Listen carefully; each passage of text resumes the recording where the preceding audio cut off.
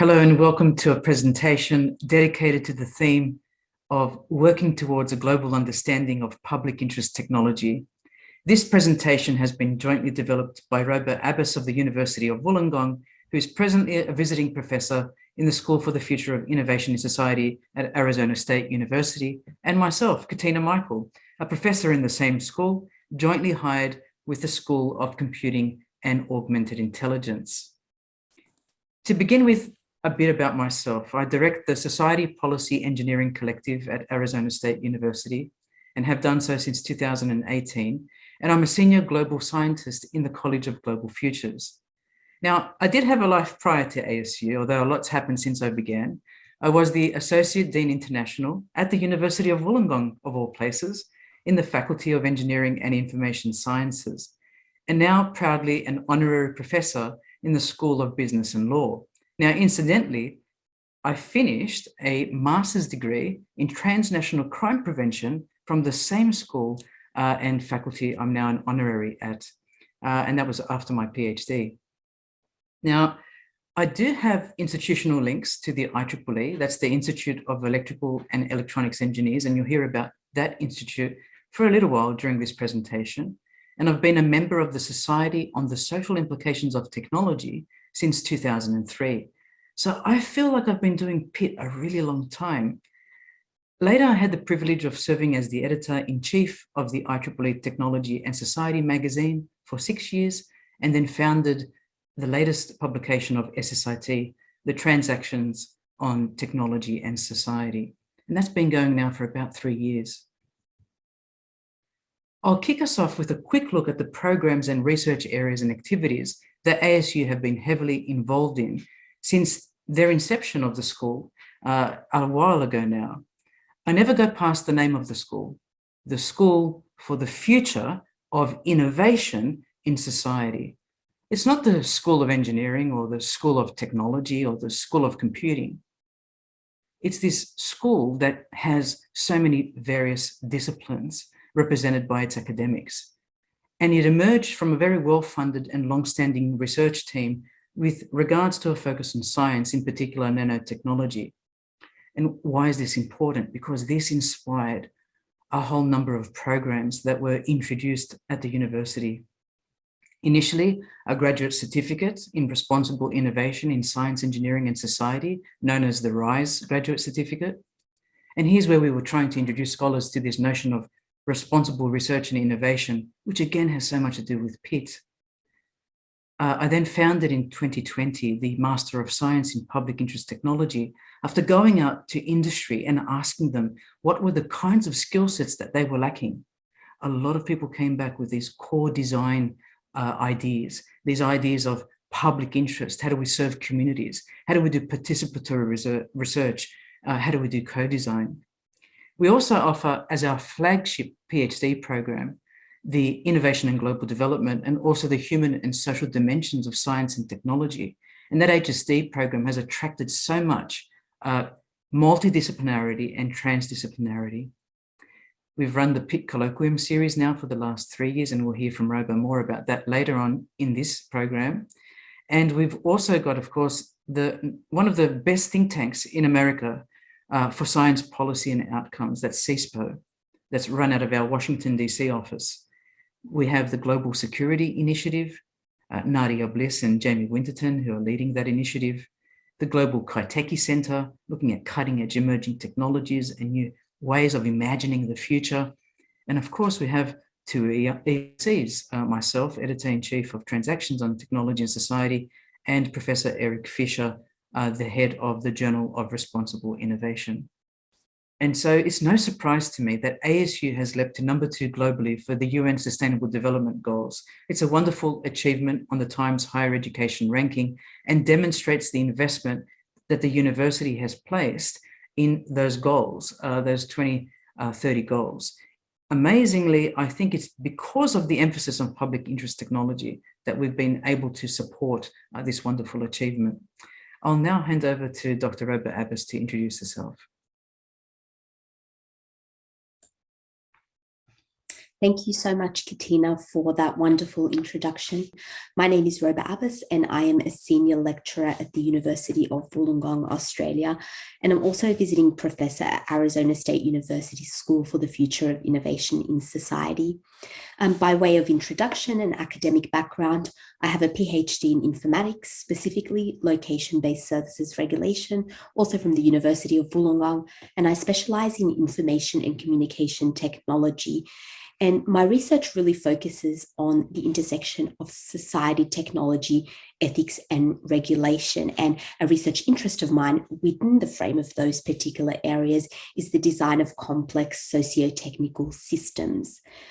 Prior to academia, I spent time in industry working in web design and development.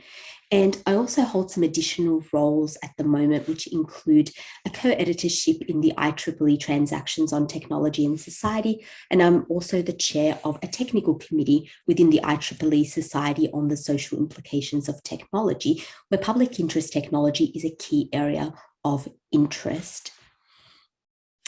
Our understanding of public interest technology, from a general perspective at least, is that it requires an understanding of how we design and develop socio-technical systems, which are really those systems that strive for an understanding of the relationship between social, technical, and environmental dimensions or subsystems.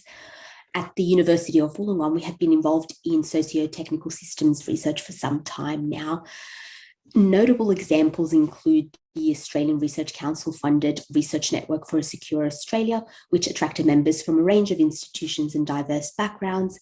There's also the related social implications of National Security Workshop, which is currently in its 15th year and was developed and launched by Professor Katina Michael during her time at the University of Wollongong. And there are other projects that both Professor Michael and I have been involved with, including an Australian Research Council funded discovery project on the theme of location-based services regulation. So while this project officially commenced in 2007 and concluded its first iteration in 2012, it's since been used as a springboard for ongoing work and projects in location-based services specifically, but also in terms of regulation, technology, methodological approaches to technological or technology or systems design more broadly. We've also been involved in other initiatives at the University of Wollongong, so initiatives, facilities, and programs that have a socio-technical foundation or orientation. Examples include, for instance, the Global Challenges Grant Funding Scheme, which emphasises multidisciplinary research, in addition to programs and courses, including the Bachelor of Information Technology, specifically the major in Social Policy, which was launched in 2008, in addition to a range of e-business and digital business and systems subjects within the Faculty of Business and Law. At the University of Wollongong, we also seek to address global challenges and are active in our pursuit of the UN Sustainable Development Goals within the research space, the teaching space, and also in other settings.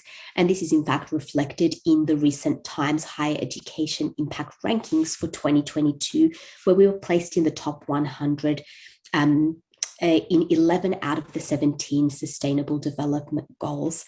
And as Professor Michael mentioned, these goals have a direct link to public interest technology. Thank you, Katina, and back to you for our student learning objectives. Thank you, Roba. So in our module, our student learning objectives are 3. Objective 1 is to identify key sources on public interest technology providing global perspectives. Our second objective is to discuss global perspectives on public interest technology with an awareness of broader multidisciplinary research in the field. And our third and final objective is to reflect on transdisciplinarity with respect to public interest technology in your institutional context. So let's start with that first objective. Now, Robert, we spent a great deal of time with Professor Jeremy Pitt putting this diagram together, and it has been referred to so often. It's looking at marrying the work that we did, I think, both at URW and ASU over such a long period of time, and also incorporating the voices of those at Imperial College London through Jeremy Pitt. And we have amalgamated our ideas together here, looking at how do we do socio-technical design for public interest technology? Now, what is public interest technology is a great question that I think we've probably already addressed earlier in the learning modules. But what is it? And can we marry up that design approach with the end goal of public interest technology if we believe it is an end goal, an outcome, and how might that look like? And so here on the slide on the right, you can see this quite elaborate diagram that many people have referred to in recent times, looking at both the design process from perhaps top to bottom, and then encapsulating that almost in a wrapper, all those values that we imbue in public interest technology. So we might start with the technological landscape and the developments that are happening there. We might apply them to particular contexts like education, safety, commerce. So we've got all this technology out there. What are we going to do with it? Okay, how are we going to apply it to what? But then we don't want to really begin with a technocentric process, but we do want to scan what is available. We also have needs in particular contexts, for example, educational settings, and may need to incorporate certain technologies within an educational context. But then we are faced with all of these issues, like who owns the platform? How do we know that the algorithm is doing what it's supposed to be doing if there is an algorithm involved? What about AI, for example? How do we understand responsibility of stakeholders, but more broadly even? What kinds of laws, regulations, policies, and guidelines assist us and guide us in the deployment of these new technologies, or this amalgamation of existing tech with an overlay service perhaps on top? And so then this wonderful section here, the bottom 2/3 of this diagram, where we start to look at, okay, well, who are the stakeholders that are relevant to this particular deployment? Who will finance them? And often the financing question is that stumbling block. We have a lot of willingness in society, but the ability to roll out these technologies to provide people with access is not always available. And then we see these various kinds of issues here after we've understood the stakeholders and defined who they are, looked at their lived experience and their professional expertise, and how do these communities come together in multi-stakeholder partnerships and collaborations, and how are we sort of informed by the socio-technical systems theory? Do we have any previous case studies to fall on, perhaps cases across the world? Have they been successful or unsuccessful? And then how do we take that theory and operationalize that into a process where we are actually talking to real people and going towards human-centered design, beyond even participatory design? As you can see here on the outside window, privacy, attention, security, accessibility, ethics, human rights, sustainability, all these big questions, all these big issues that technology that is heavily political is starting to garner and bring to the surface. And on the right, we see equity, justice, fairness, dignity, well-being, welfare.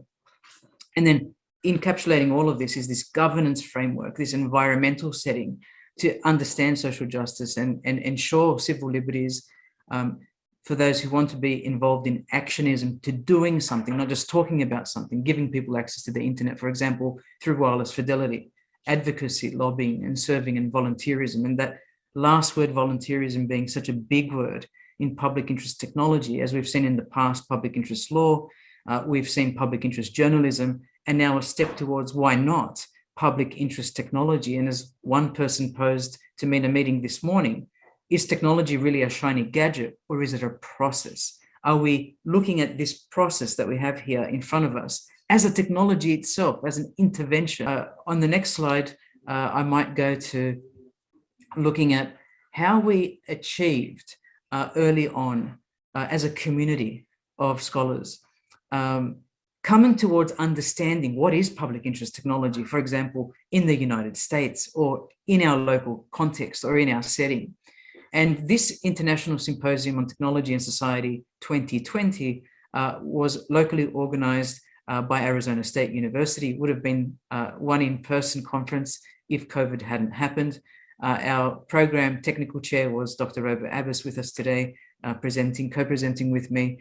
And what we still had was a very successful conference with over 210 abstracts submitted, 400 or so authors from 27 different countries. quite an amazing achievement, but I almost think COVID enabled that global commitment there. So that was the first outcome, a book of abstracts that in the tutorial you'll be able to go to in your own leisure and go through this 70 to 80 pages volume, showing the abstracts and a lot of pictures from the event and just seeing some of the workshops we ran remotely.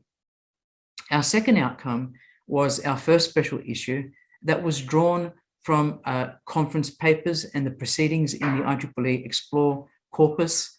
You can find that through your institutional library if you have access to the IEEE Explore database. But this was our first positioning. And again, bringing the socio-technical design together with the public interest technology. And this also offered a unique contribution to thinking, to research, as it was perhaps the first peer-reviewed journal outcomes that we saw in this space. As a third outcome, we had another special issue in the Technology and Society magazine, and that one was titled Co-Designing the Future with Public Interest Technology. So in the first journal publication, it was socio-technical design. We then moved from that design process to looking at what is so special about co-design and co-designing the future with public interest technology. And this was a very large volume of a special. I think we got somewhere around 100 pages dedicated to PIT and n number of papers that incorporated both peer-reviewed commentaries, opinion pieces, and leading edge pieces from scholars across the world. In our last outcome, although there are many ongoing, there was another subsequent special issue, a volume dedicated to anticipating the techno-economic fallout and looking more at purpose-driven socio-technical innovation. So as you can see, the words that come up here quite often in the corpus are your public interest technology, your socio-technical design, your co-designing, and then looking at purpose, what's driving us. And I don't know how many individual paper outcomes there were from this contribution that Roba and I, Jumana Bugazela, Salah Hamdoun, Netra Chetri, Nalini Chetri, Jason Sargent, Eusebio Skornovaca, and Jeremy Pitt contributed to, but it began to grow. And we now, on reflection, are quite happy that this is in the academic literature and can be cited. A little bit about the Pitt Colloquium, which I mentioned briefly previously. It was created to support the Masters of Science in Public Interest Technology curriculum at ASU. And it was there in order to bring both students, academics, and non-academics together. It was offering a space. It was very nascent and new. And we were grappling with questions like, what is the Pitt philosophy? How can technology be harnessed by those who require it to address societal change? What was the attempt to rebalance the power asymmetry that we were seeing through tech, so that anyone that needed tech could have access to it in the form of platforms, in the form of services, in the form of apps, in the form of open data, and may I even say in the form of processes. And it was intended to draw this cross-disciplinarity to address these global and societal challenges. Now, Pitt at IEEE is a wonderful thing to think about. The Institute for Electrical and Electronics Engineers, as I mentioned, created a society dedicated to the social implications of technology in 1972. It's not a new thing. And public interest technology has so much to do with the social implications of technology. It has a different emphasis, but there's a connection there that we must not forget. They launched their flagship magazine in 1982. It's been going for 40 years. We have our 50th year celebration of the society this year. It's our Jubilee year. The Transactions was launched in 2020, as I mentioned, and the difference between the magazine and the Transactions is that the magazine receives a whole gambit of styles of papers, both peer-reviewed and non-peer-reviewed, includes things like book reviews of the latest books out there on the themes, but also leading edge pieces, commentaries, and those peer-reviewed pieces, empirical and non-empirical research.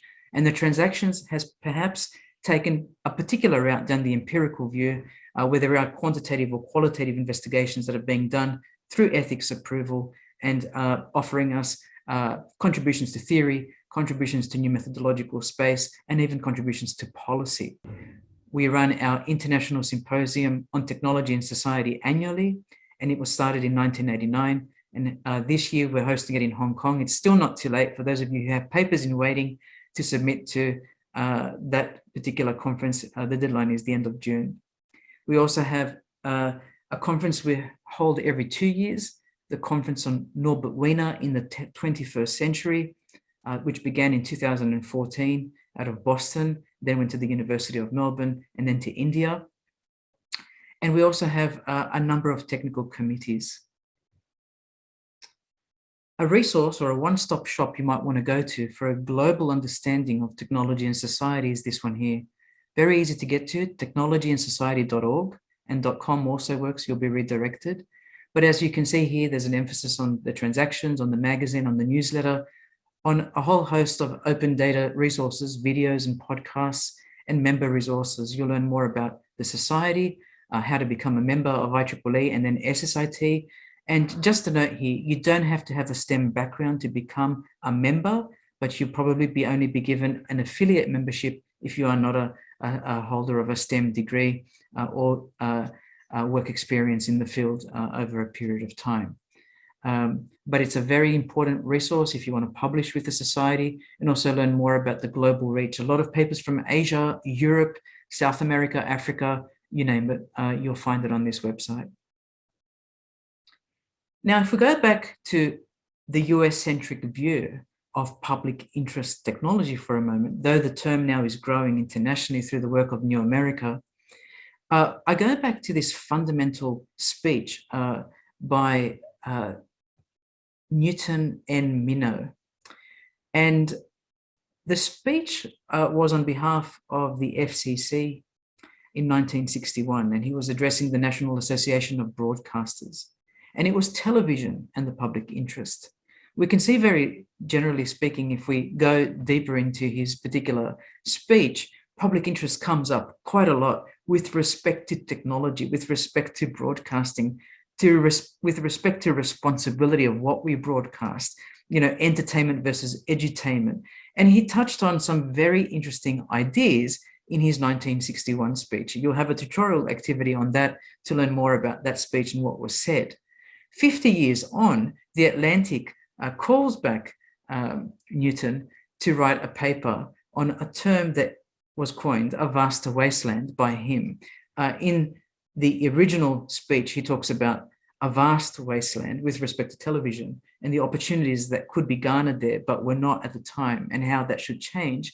But what has changed with the introduction of the internet into a vast wasteland becomes an interesting discussion. I'll let you go to that 2011 issue of The Atlantic and read on, but we have evidence that the term was available and accessible, perhaps not exactly in the way we're talking about it today, but there is a history of critique on notions of the public interest from a sociological perspective, from an anthropological perspective, from a political perspective, and we know, of course, technology is heavily political. So now I'll hand over to Roba to complete objective 2 and 3. Thank you, Katina. We will now consider objective 2, which is to discuss global perspectives on public interest technology with an awareness of the broader multidisciplinary research in the field. In discussing global perspectives on public interest technology, we note that research projects and initiatives have featured in some form or another in various international societies dating back to the 1950s, some of which have utilized the term public interest technology explicitly, while others have championed the public interest technology philosophy and approach using other terminology. Notable events, societies, and foundations include the Society for the History of Technology, for instance, the Society for Philosophy and Technology, the society that Katina and I are quite active in and that Katina mentioned, which is the IEEE Society on the Social Implications of Technology, or SSIT, and so many others. We would also like to highlight the work of New America in this space, which was founded in 1999 and strongly advocates for all things public interest technology. We also want to note that the term public interest technology, since the time of its inception, has somewhat resurfaced roughly at about 2016, and there is current interest in globally at least, there's current interest in public interest technology across the societies we've identified and many others, both in the United States and also internationally, as well as within and across academic institutions. But if we're to think of some points that unify these societies, these initiatives, these academic institutions, there are two important points that unify global perspectives on public interest technology. And the first, we believe, is an emphasis on the relationship between the social and the technological or the technical. That is, that socio-technical perspective when you think about it collectively. And the second point is the focus on multidisciplinarity. The value of the socio-technical and multidisciplinary focus as pertaining to global perspectives of public interest technology are evidenced in forums and discussions dedicated to the very topic, a prime example of which is the Public Interest Technology Colloquium at Arizona State University, which Katina introduced earlier in this module.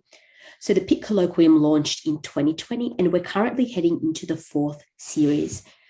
I'll briefly spend a moment describing the coverage of each of the series to date, focusing on those first three, after which we'll move on to the fourth series and what we hope to achieve there. In terms of series one, which marked the launch of the Public Interest Technology Colloquium, the emphasis was on values in technology. So there was a range of, or a number of seminars that were presented that dealt with ideas of technological fallout, and how we think about values by design, or the by design strategies that are usually encouraged when designing and developing technology. These talks focused on a range of different things. So for instance, the relationship between public interest technology and responsible innovation, as well as topics such as privacy, security, discrimination, and aspects relevant to the philosophical underpinnings of public interest technology, in addition to ideas such as collaboration, cooperation, the notion of learning, and how we can embody these concepts and encompass these concepts within a co-design process, amongst other areas, of course. There was also a focus given the timing of Series 1 on COVID-19 in terms of the current state, our responses to the pandemic, and the implications of the pandemic as related to public interest technology. COVID-19 was framed as a global challenge, and we spoke about the different technological solutions that would be required or that were being explored in the context of a pandemic outbreak. Vulnerable communities were featured in discussions in terms of the COVID-related deaths, as well linked to the concept of public interest technology. As we progressed to Series 2, the emphasis was on storytelling and imagination, highlighting the importance of methodological approaches to public interest technologies. These methodological approaches focused on things such as design research, ideas of co-design, co-production, the need for self-organizing systems. And back to that notion that we started off with as part of this learning objective around multidisciplinarity.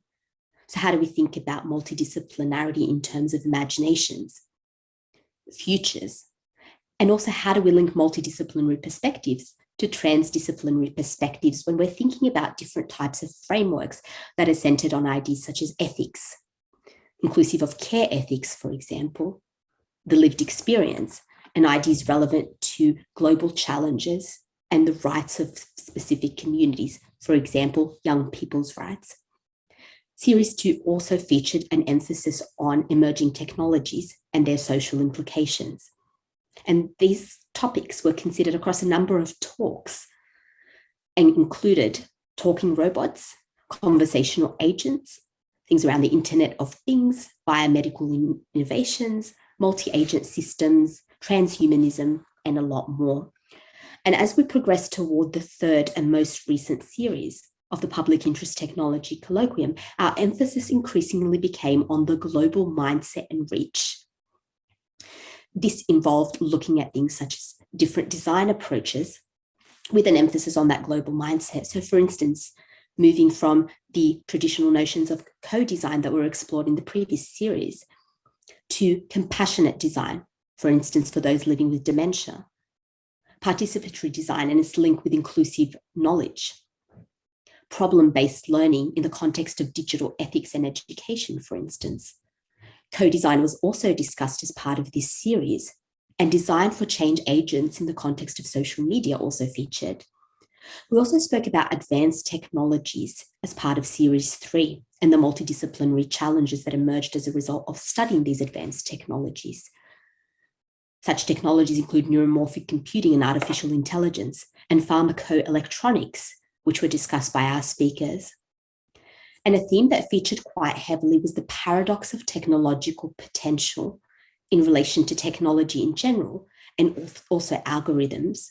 So some topics of interest were the great irony of technology.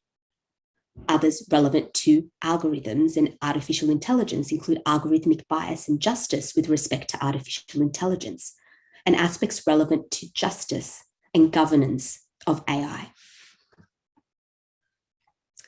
On this next slide, we see the individual videos from the Public Interest Technology Colloquium as being accessible via the ASU School for the Future of Innovation in Society's YouTube channel. So we do encourage you to look at this resource base as shown on your current slide, which provides you an overview of some of those presentations across the 3 series.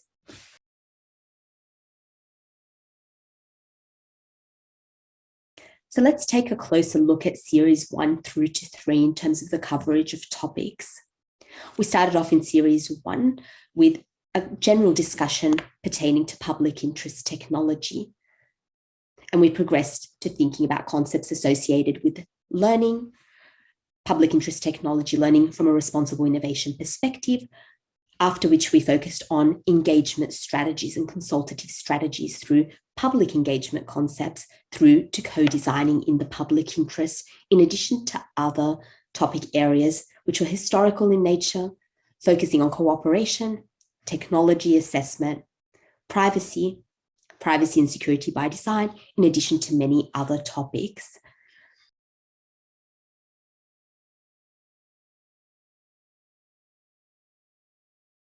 Public interest technology, as I see it, as Pivot for Humanity sees it, is technology that works for the public, period. End of story. And who is this public? This public is you, it's me, it's your neighbors, classmates, parents, cousins, it's family, it's people who live on different continents, it's the children of migrant workers, it's our favorite teacher, it's our childhood best friend. Technology's reach is vast, very vast. We know this, we build for scalability. The more people use a piece of software, the more successful it is deemed, and the more people, the more people use it, the more frequently they use it, the higher the valuation. That's just the context we live in. So instead of building exclusively for narrow business goal-driven personas, we ought to consider how other untargeted audiences might use our products, with the unintended consequences that this might generate, because they will. And the consequences we have all seen have been dire, no matter how unintended they are. We ought to start building for the public. So what if we built Pivot for Humanity? One of our questions is, well, what if we built software as though we knew for a fact that someone we love, someone we care about deeply, someone we would never want to hurt would be using it? Someone real to us. Think of a child or a parent or a grandparent, perhaps. What might we have done differently? Would we be on the verge of what some researchers consider a tech-fueled mental health crisis among teenagers? Would Facebook be experimenting, as they do, with making sadness and depression contagious among their users? Is that the kind of technology we would be creating if we assumed for a fact people we really care about would be using it? And what about the flip side? What if we built software with the assumption that it would be used by someone with terrible intentions, someone we feared? YouTube's recommendation engine, recommendation algorithm has fueled the spread of neo-Nazi adjacent content for years. It would be really hard to imagine that being the case if we built around the worst case use scenario. So what about this instead of how we build today? What about public interest technology that considers that what if the person we love, we most love, the person we most love and the person we most fear were using the same tool at the same time? That's how we build public interest technology in our view. We build it by planning for that technology to be used both by our favorite person and our worst enemy.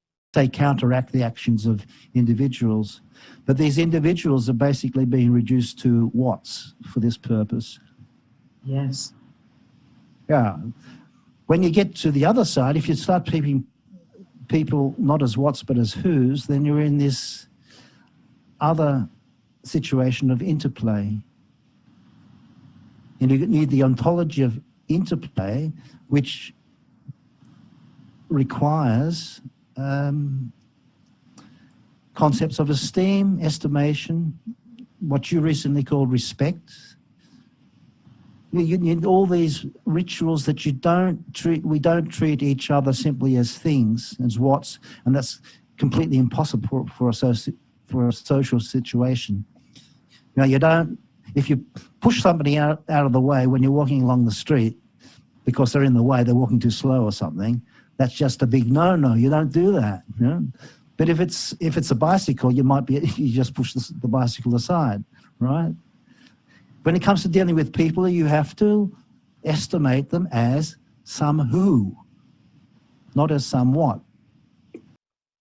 So really the motivating question for me for a lot of this work is to understand what human nature looks like during times of crisis. And, there are a lot of different perspectives on this. Some people think, well, in the apocalypse, everybody is horrible to each other. Other people see it as, an opportunity where people actually come together where they otherwise wouldn't have. So those are the kinds of questions that I look at in my work, and especially in the Human Generosity Project. One of the big picture important things to remember is that we as humans have faced crises for the entirety of our evolutionary history. So it's really part of who we are as humans to deal with crises and to have to figure out how to deal with those socially. One of the things that we've seen in the Human Generosity Project is that across all the societies that we've looked at, people actually come to each other's aid in times of need. So let's get into the nitty-gritty of the Human Generosity Project so I can tell you a little bit about some of these societies. So the Macy in East Africa, they have a system called Osotwa. I'll talk to you a little bit about today. It's a system of helping herders who are in need. Fijian Islanders have a system called Keri Keri, which is also a need-based helping system. A lot of foragers have central place food sharing systems. Ranchers in the desert Southwest, not so far from where those of us at ASU are, they have a system they call neighboring, which is a need-based helping system. And a group of very interesting former hunters, now horticulturalists and gatherers called the Ik in Uganda, which I'll tell you about at the end of my talk. They have a cultural norm called Tamora Marang, which basically means it's good to share, which guides a lot of their behavior, especially during times of need and crisis. And now what I would ask you to do is to just take a moment where you are and jot down 2, 3, 5 words about how you understand and feel impacted by these 2 slides, right?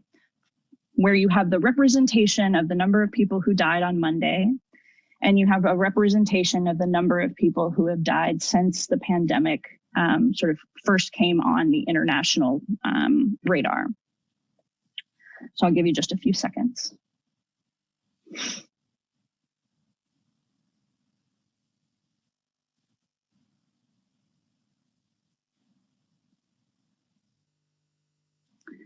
Now, what I'd like to do is play a extremely rudimentary sonification.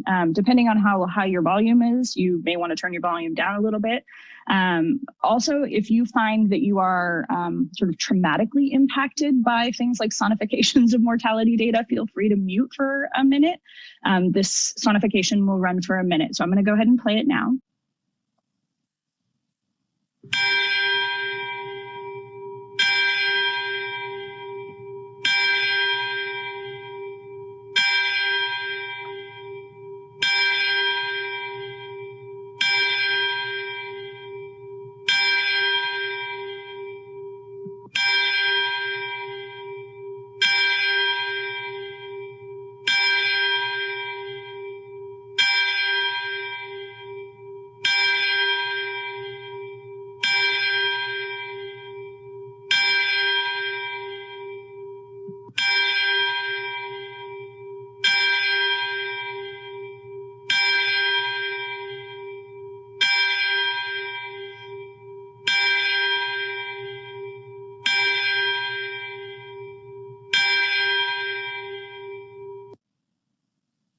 Okay, now I'd like to ask you to take a few moments and write down a few words reflecting on the impact of that sonification. Technology here is outpacing our regulation, and this has given rise to some uncomfortable realities from a privacy perspective. First, the giants rule, and that creates a privacy paradox, right? The more that we connect and interconnect, the more we feel that we need what the giants are offering. You know, the more we feel the need to connect on social media, to do our shopping online, to use that new smartphone, to download apps for our children's education that are suggested by their school. It creates a privacy paradox, right? Where on one hand, we understand our need to be free from intrusion, but oh, we really want the thing. We really want to be engaged in the thing. So often we bypass what we understand to be our feelings or our needs in relation to privacy in order to achieve that objective that the giants are offering to us.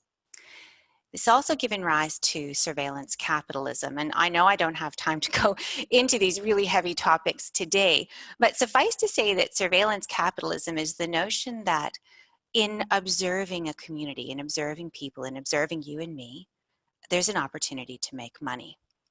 And let me assure you, the people making the money are not you and me. It's not those that the data is about that are making money. It's the people who are gathering that data and then supplying it out to others. There's also the concept of ubervalence, which I'm sure some of you listening today are aware of in terms of the relatively new noun that it is. This is the idea that observation of the community of people is growing, right? The opportunities to watch us, to track us, to trace us. It's not just something that's happening from around us or above us. It's now happening on us in terms of wearables and other devices, and also in us, you know, for example, say pacemakers or some other kind of implant. But it's not just that, it's the idea that by surveilling from all different vantage points, including from within a person, there is an opportunity to have so much more control over that individual and the way that they operate in society. So my grandma said, she's always looking over your shoulder, whispering, being careful not to be overheard. This had life and death consequences back then. And now I'm not suggesting that it's the same, but I'm suggesting that freedom is so important. It's just absolutely critical. See that people often think privacy is about secrecy. It has nothing to do with secrecy. It's not about having something to hide. This could have been the motto of the Stasi police and the Third Reich, because they're saying, well, if you have nothing to hide, what's the big deal? The big deal is that privacy is essential to freedom and putting you in control. In the next slide, I talk about privacy equals control.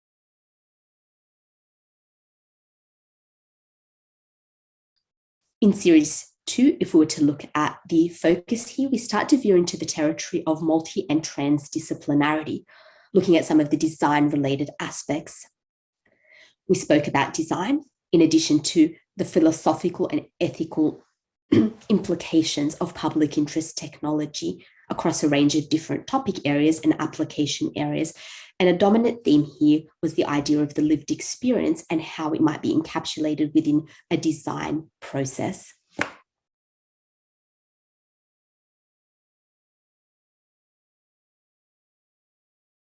And I have one audiovisual aid to show you, just one. I don't have any slides today, but this is the book that Katina was just mentioning, Customers Included.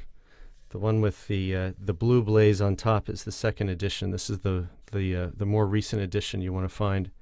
And I'm going to tell you a couple of stories from the book and maybe a couple of stories that are not in the book to make the case that the best way of doing co-design that I found in 25 years of doing this is simply to include the customer in the process.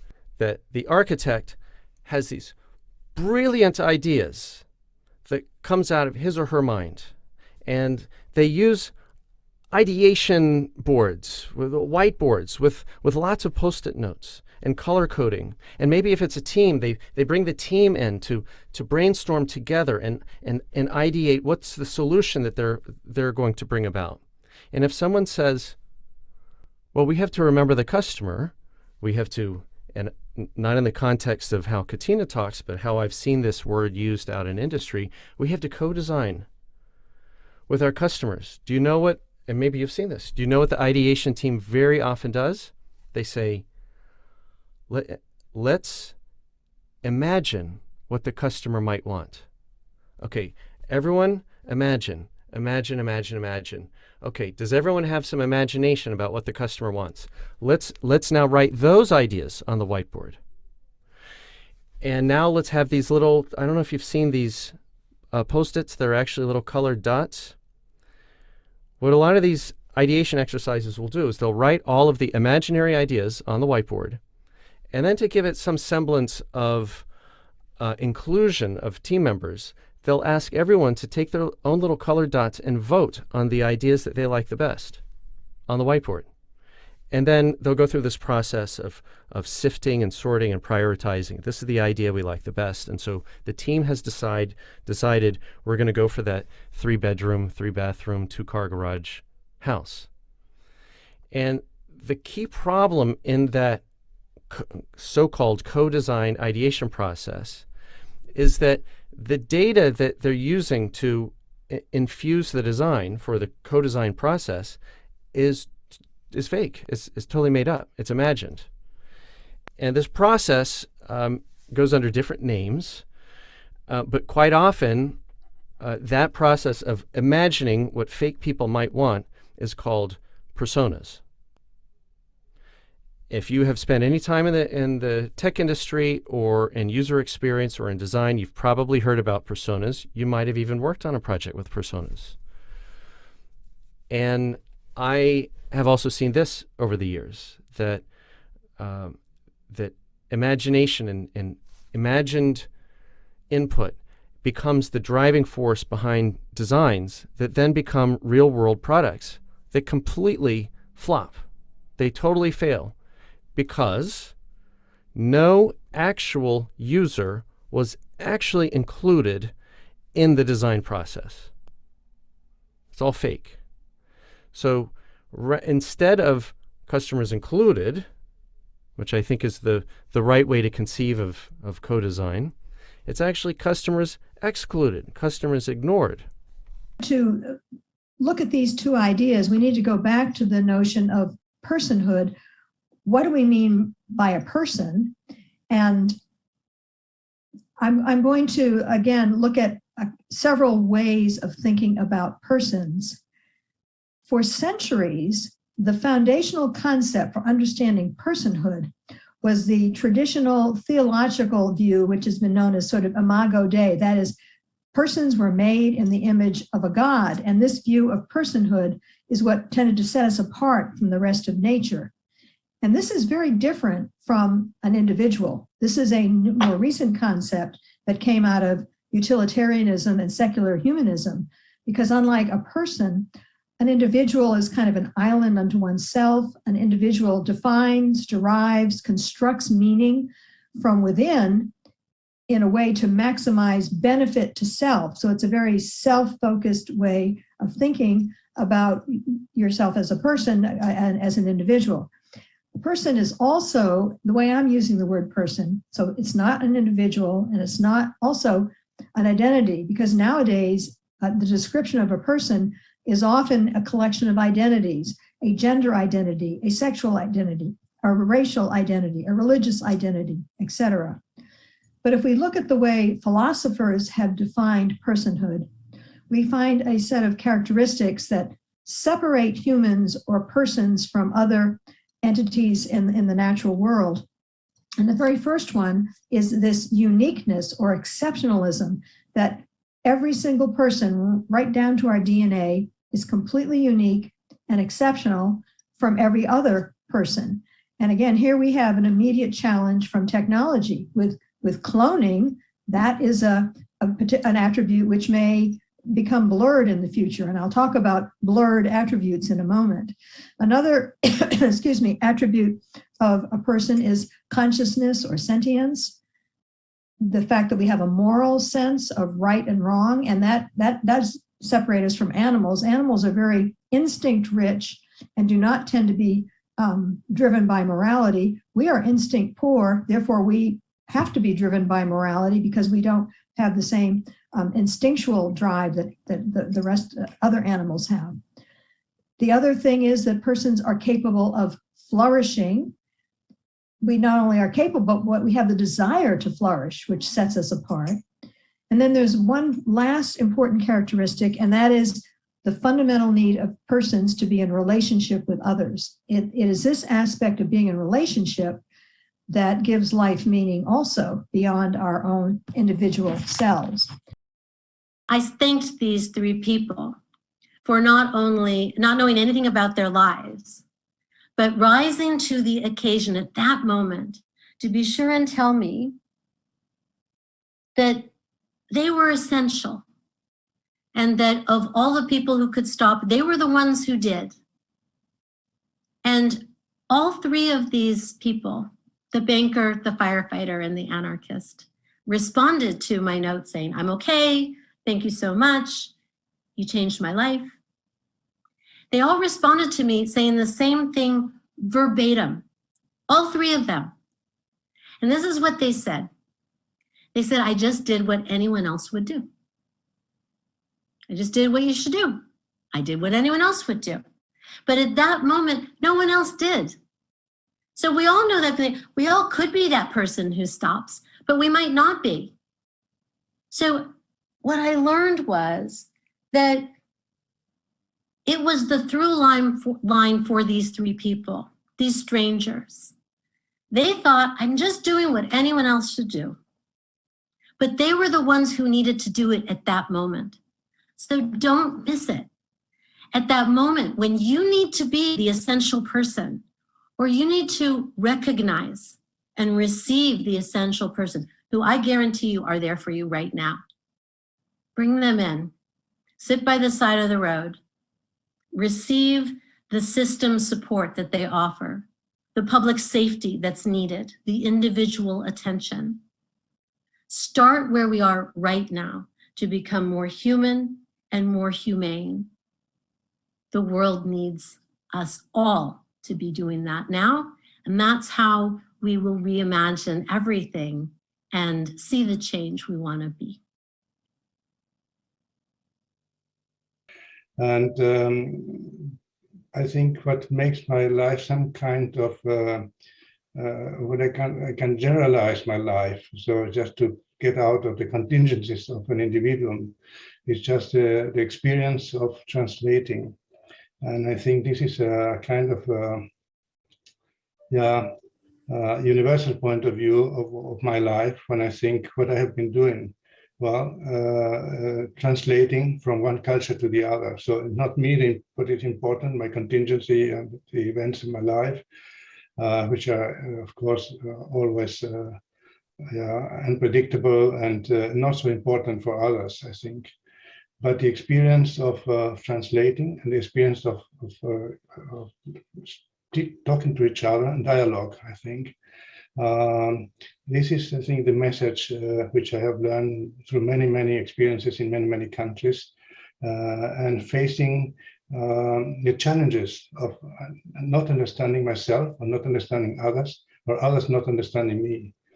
And this is a hermeneutic experience, of course.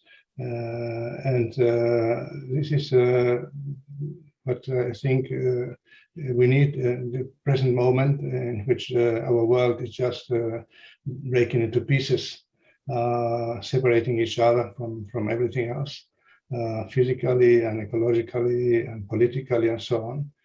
So what I have learned in my particular life is try to keep in dialogue and to just let the other asking me and challenging me. So it's less starting from myself, but starting from the other and facing the other. See, this is the challenge we as humans have, is to put it in a more general way. Not only me, it's we as humans facing the other.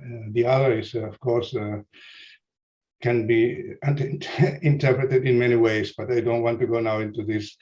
But I think this is the experience when we are born, and facing the other, the mother, the father, the family, and so on, the city in which you are born, the language you learn, and so on. So the experiences of the other. And I think the way we learn to deal with these experiences is basic for the rest of the life. What's new with Weiner is to say that these processes apply to all living organisms and to all intelligent machines. There were some other precedences. So what does this have to do with AI? Well, it has to do with AI basically because here is the way artificial intelligence is seen by this point of view is the way it can act on the environment and to have purpose, to have a purpose. So these ideas were developed by an extraordinary set of conferences that lasted from 1946 to 1953, informally known as the Macy Conferences on Cybernetics. Weiner published his book in 1948, they take that name. Its formal title was Conferences on Feedback Mechanisms and Circular Causality. You can view that thermostat or like regulator on a steam engine as a circular form of causality. And here's the key point, biology and the social sciences. So it's interdisciplinary from the very beginning, a lot to do with Weiner experience at Harvard. So this photo is a group photo taken in the last conference, 1953.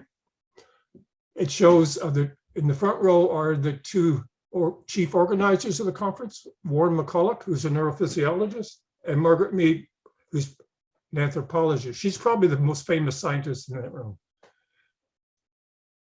There are also mathematicians. There's Claude Shannon, founder of information theory, the physicist Heinz von Forster, founder of the Biological Laboratory, University of Illinois, engineers, Julian Bigelow, who worked with von Neumann on early computer, biologists, Andrew Kastner, neuroscientists, McCulloch and others, anthropologists. Besides Margaret Mead, there's her husband, by then former husband, Gregory Bateson, is known for second order cybernetics, psychologists, linguists, philosophers. One of the philosophers is Yoshua Bar Hillel, who had some commentary on the difficulties with machine translation of language, which are still applicable today. So this group started out focusing on this analogy between feedback systems and humans, electronic computer, seen as electronic brain, so forth. And they debated several issues. In my book, I talk about three main issues: analogies of models, information theory, which is coming to the fore at the same time, 1948, and the problems of interdisciplinarity. So I'd argue that many, if not most, emerging technologies are the result of technological convergence. I'm not going to claim that all of them are, but I think it's safe to say that many of them have been. And some of these convergent technologies actually created new fields, which seems to be happening now at an unprecedented pace. I'll just mention a few of those, of how cyber technologies and non-cyber technologies have come together to converge and form new fields. We have the fields of bioinformatics, for example, computational biology, computational genomics, all of which themselves have raised some interesting ethical issues. But to talk about actually where this now fits in with public interest technology, because one of the things that this is doing now is giving us a kind of perspective on the design of these systems. So here we are, we're trying to engineer a self-organizing socio-technical system to solve a wicked problem. And it so much depends a bit on the perspective that you're looking at it from. You know? So as with the front cover of the book, you know, whether the stairs are going up and down actually makes sense depending on how you actually look at the system, you know, and actually how many dimensions that you've gotten it.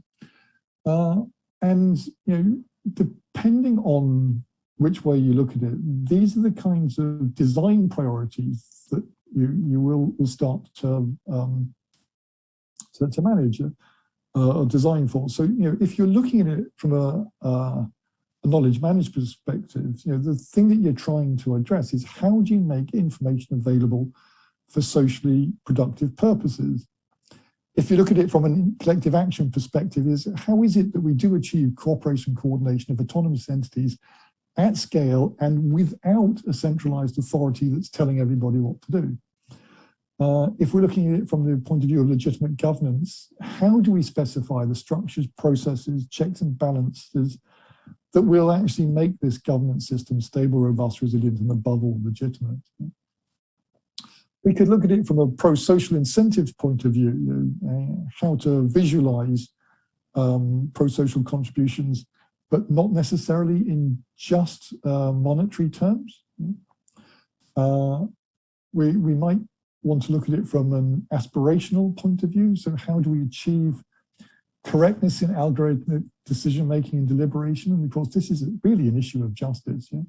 But of course, when we talk about socio-technical systems, there's a whole range of qualitative human social values that we are actually concerned with. You know, not just justice, but rights and so on. And also there's a question of identity. Yeah? How do you make reliable transactions and establish consensual trust relationships in decentralized systems? And of course, this is something that Kat really knows huge amounts about this kind of issue. Yeah. But I mean, in many ways, you can see all of these things as just different aspects of public interest, so that in designing a system, this goes beyond what's called value-sensitive design, where you actually try to make the values as the priority, sort of like super functional requirements, and design with them in mind. But what we have to do now is take all of these matters in hand and try to design for all of them,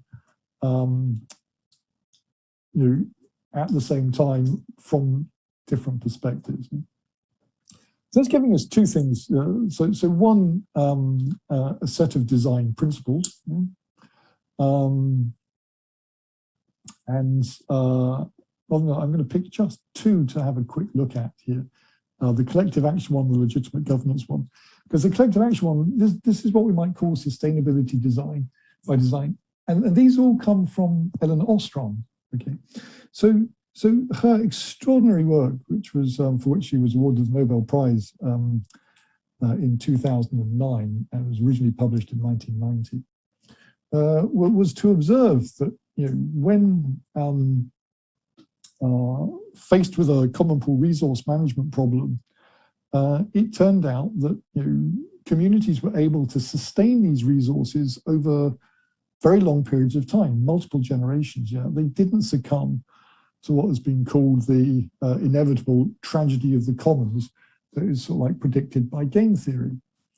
And so the way that they did this was to actually make up some rules where people voluntarily agreed to abide by in order to maintain the system. And she even went one step further, but she said,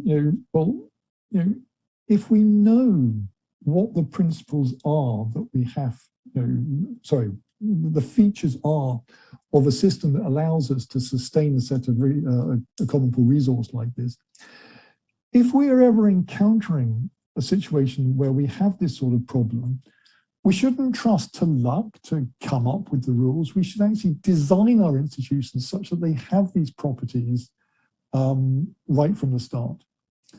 And one of the things that we said, well, if you're going to go to a cyber physical system where you've got a whole bunch of agents involved in this, rather than allowing them to try and evolve a set of rules, or appeal to these principles, why don't we turn the principles actually into code so that the agents are running by these codes, and but self-modifying code, if you like, so the agents can actually modify them while this is running. And we actually showed that that sensor networks, for example, or ad hoc networks, where you've got to pool some common pool resources like battery power, bandwidth, storage, and so on. You could actually sustain these when all of these principles were in place, and if they weren't, then some would be missing. I don't want to get into all these principles, but I'll give you another example. So that's this one's discussed in chapter 6 of this book. Another one, chapter 10, if it is that democracy is your goal, and you know what the features of the democracy are, you can design for this as well. So this is something that I basically took from working with Josh Ober, where he had this thought experiment called Demopolis, and say, well, if you could just create this city-state, and say to people, okay, your main objective here is the avoidance of tyranny. You've all said that the one thing you don't want is some form of tyranny. You don't want an oligarchy where some clique comes and takes over. You don't want an autocracy or a dictatorship where some individual takes over. And you don't want majoritarian tyranny either, where, whatever the majority says, that's what we're going to do, always. And from this, we pulled out a set of principles that, you don't want to have to reinvent your democracy. You want to prevent it from collapsing in the first place, because Francis Fukuyama was wrong about the end of history, as it turns out. Liberal democracy is not the end point, as we've seen. You have to be able to tolerate dissent. You have to be able to transfer power seamlessly. And of course, I don't need to tell you Americans about the importance of this. You shouldn't compromise on processes. You need to have diversity and expertise. You need accountability. You need education. And you need to be thinking about what you're doing, where this system is going.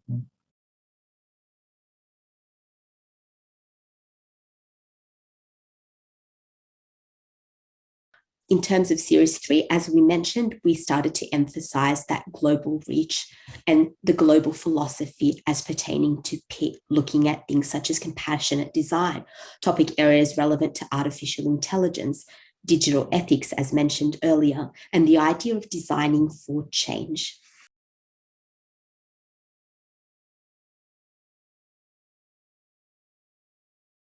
And this question of how can PIT be applicable beyond the US and Europe? Is this something that we can export or transfer? Recognizing that there is a legacy from the centuries of colonization, of both extraction of resources from colonized countries, but also the export to those countries of ideas, of goods, of technologies, and particularly in the past century, in our very benevolent approach to economic development and now sustainable development, this idea that perhaps we can share ideas like responsible innovation. And so on this slide, you can see a quote from a paper which I was led to, thanks to Dr. Fisher. I mentioned in conversation that I had this question, that I was going to visit the expo in Dubai, and that I was curious about what critiques from the Global South particularly might be of bringing concepts, even of tech for good, even of tech for people and planet, from a Northern context into the Southern context. So in 2014, a group of early career researchers, 10 from Brazil, 11 from the UK, and 3 senior researchers gathered together in Sao Paulo, Brazil, to have a workshop addressing the question of how responsible innovation might be framed in other parts of the world, particularly the Global South, and whether the Northern framings from Europe and North America might travel or translate beyond borders, and if they should.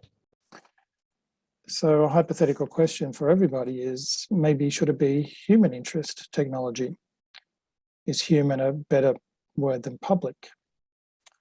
I don't have the answer to that, just putting it out there. But here's why I think it should be, and it's around the idea of humanity. So understanding and kindness towards other people. That's better than public, I think. The entire human race, again, I think that's a slight improvement on public. It's these things like kindness, mercy, sympathy. They're hard to quantify. They're not tangible things that you can drop on your toe and feel them. You feel them in a different way, but they're there. And the ethical principles, the religious, cultural, all those things, the high-level agreements, the UN Declaration of Human Rights, which I'll get to in a moment, they're all part of humanity.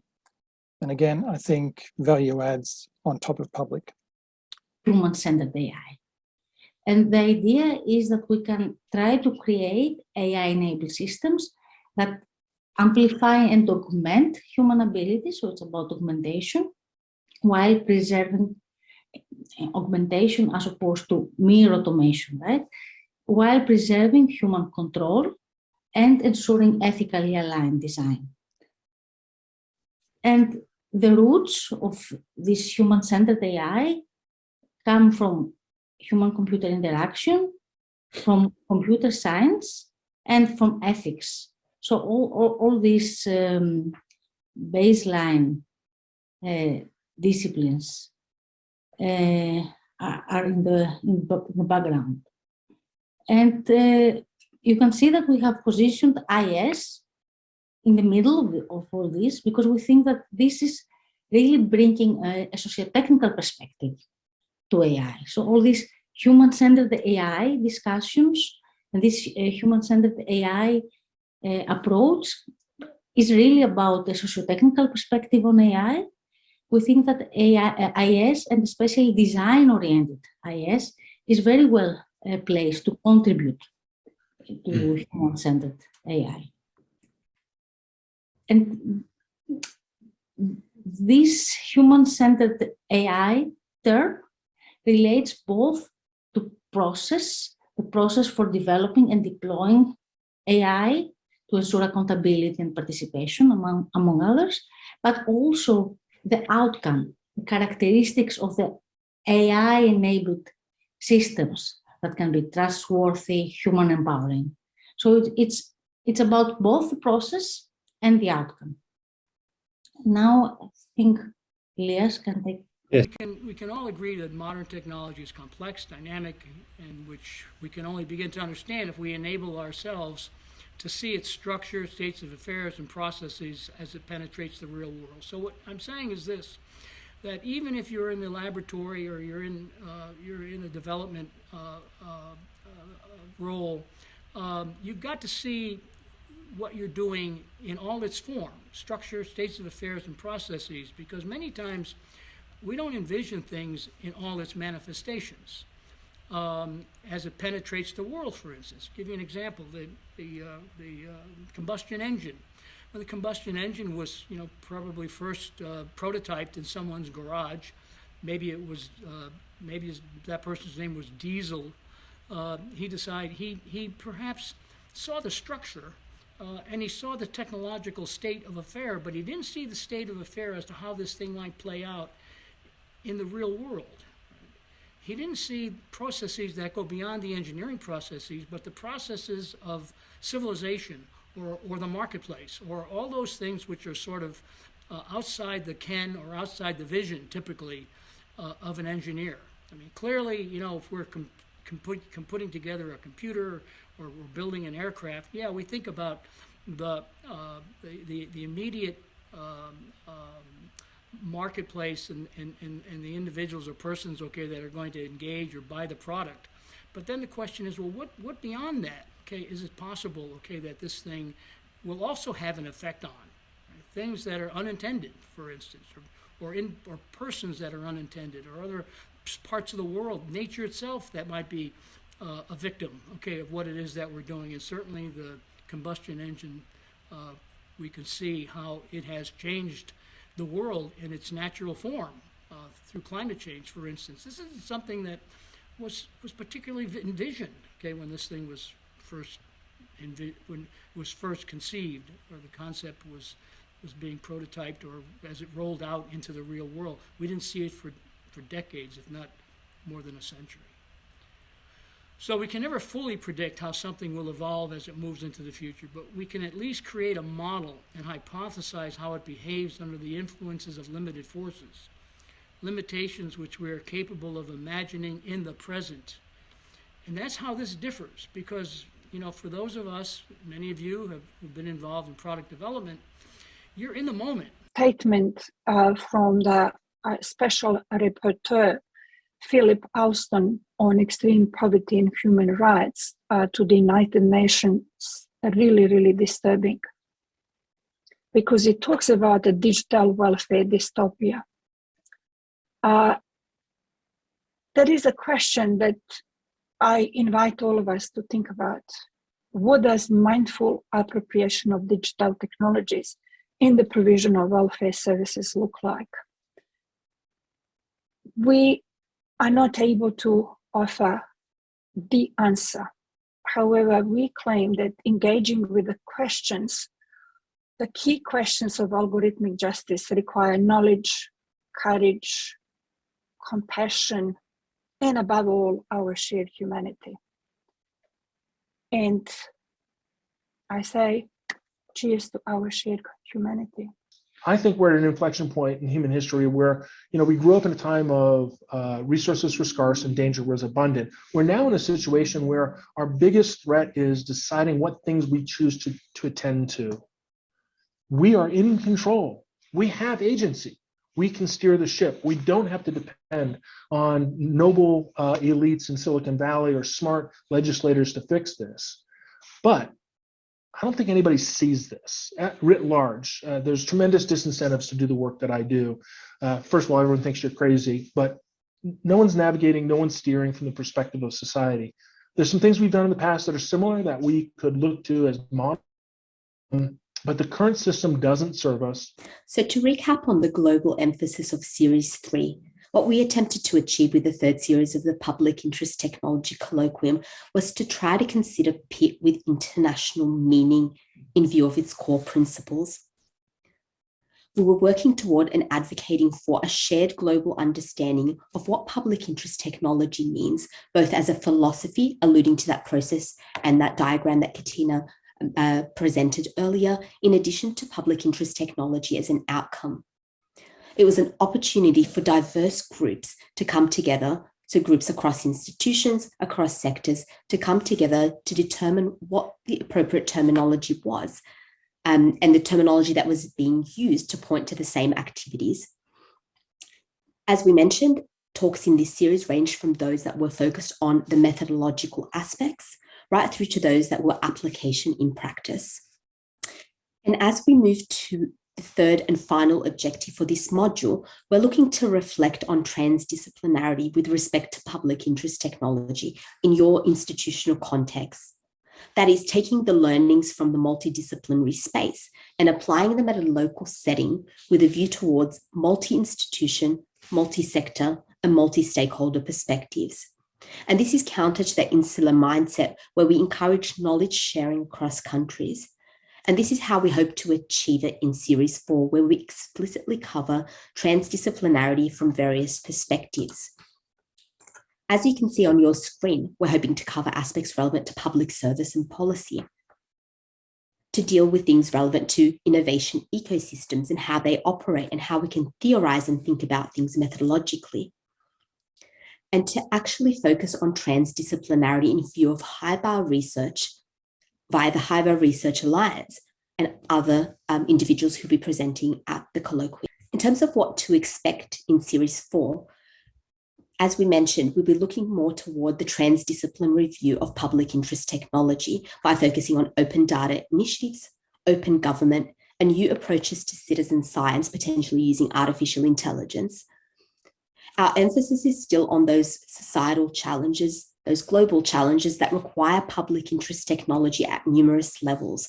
And that could be at your local level, right through to the global level. For example, when we're considering biomedical data hacking threats. Going beyond that multi and interdisciplinary view, we are working towards transdisciplinarity through multi-stakeholder engagement within a broader innovation ecosystem context. So really understanding what that ecosystem entails, how we define and conceptualize that ecosystem, and then how we develop multi-stakeholder engagement processes and methodologies to support that innovation ecosystem. Our focus will be on risk assessment in terms of public interest technology and how that ties to the public interest technology philosophy. In terms of what has been achieved so far as part of the Public Interest Technology Colloquium is that we've been successful in hosting over 100 speakers since August 2020. We've tried to achieve greater diversity in speaker selection internationally, and that's something that's been quite important to us. We've also endeavoured to look at public interest technology as related to current streams of thought and themes, in addition to current movements and ideas, such as ELSI, responsible innovation, and the social implications of technology space, which encompasses socio-technical theory and related notions. Part of this process has involved attempting a shared meaning of public interest technology across a range of contexts, including local contexts. It is here that the link between public interest technology and emerging and advanced technologies becomes evident. And we've tried to do this by reaching an international audience toward that transdisciplinary view. And that brings us to the end of our learning module. I'll now hand over to Katina for some final thoughts. It's been great being with you on this module on looking at a global understanding of public interest technology. As you can see, in the last 4 to 5 years, so much research has happened, both published and unpublished work, colloquiums and series, activities, and so many things that so many people across America and the world are getting involved with. A note on interinstitutional collaborations. I think the New America Foundation has done wonderfully. This PIT UN University Network Initiative is helping institutions come together across the United States, and now with our new applicants internationally. So we now have an established global partnership network, really, when you think about it. And I do encourage you to apply for those PIT UN grants where there is this interinstitutional agreement about research that's going to be conducted around public interest tech. The more we can partner together, the greater the outcomes will be and the more global the reach. Of course, looking at the local setting, our local institution, our collaborations, and then beyond. But looking at that interdisciplinarity, as Roba was mentioning, within our institution, but also going beyond the institution, beyond those walls. You know, we often want our institutions to be within a campus environment, nestled within a community. Well, how do we now go beyond the walls of the university, invite partnerships from both entrepreneurial institutions and organizations and government agencies and beyond, you know, all of these people and all of these stakeholders relevant to the innovation ecosystem. Roba and I have been doing it for about 17 years, and you know, some 50 articles later, our collaborations have spoken in many different ways to many different communities, and we have also been so much encouraged by so many people, including members of societies at large. But the longer you go at something, the greater the outcomes will be. And I think I can't say that the PIT colloquium is simply an outcome of ASU. It's actually an outcome of everyone involved in that academic circle and network over a long period of time. And all of a sudden, we now have a platform by which we can share those outcomes. It is a lot of people involved. I would encourage people to go on sabbatical within the PIT UN and beyond in a global sense. I would encourage joint collaborative research through the NSF, the NIH, if you're in the US, through Horizon, if you're in Europe, and through the Australian Research Council, for example, in Australia, and any other number of councils in Canada, Britain, and beyond. How can we better come together if we are working on similar areas? How can we bring different themes together? A strength in sociology, perhaps, and a strength in technology, or a strength in engineering. How do we become more creative in these interinstitutional collaborations? So I think on that final point, a shout out to our universities, Arizona State University and the University of Wollongong, for all that support they've provided in this collaborative environment, this freedom, this academic freedom of movement, whereby people can come together, collaborate, research, write articles, write grants, do conferences together, hosting events together. And what you want is a global community. I'd love to see hundreds of logos on a page like this, which is what we're starting to see with the PIT UN network. We'll leave you with some final thoughts about what is public interest technology. You'll be challenged by some of these questions. We'll ask you to take initiative and respond to those in the tutorial activities. But we will ask you things like, what is PIT? Is it a social movement? Is it a design philosophy? Is it a values-based approach to design? Is it, as Roba said, an outcome or a goal, or both. So in those activities, some of them are quite detailed. They'll take you more than an hour. We're asking you to choose 4 activities out of the 10 that we have posted there, and to go on a journey with us to determine what those global understandings of public interest technology are, as recorded in the current literature, and as you might envisage it and imagine it in your minds. We'd like to thank you for your participation and your time. Thank you to my co-presenter, Robert Abbas, and thank you all, particularly Pitt University Network. Thank you.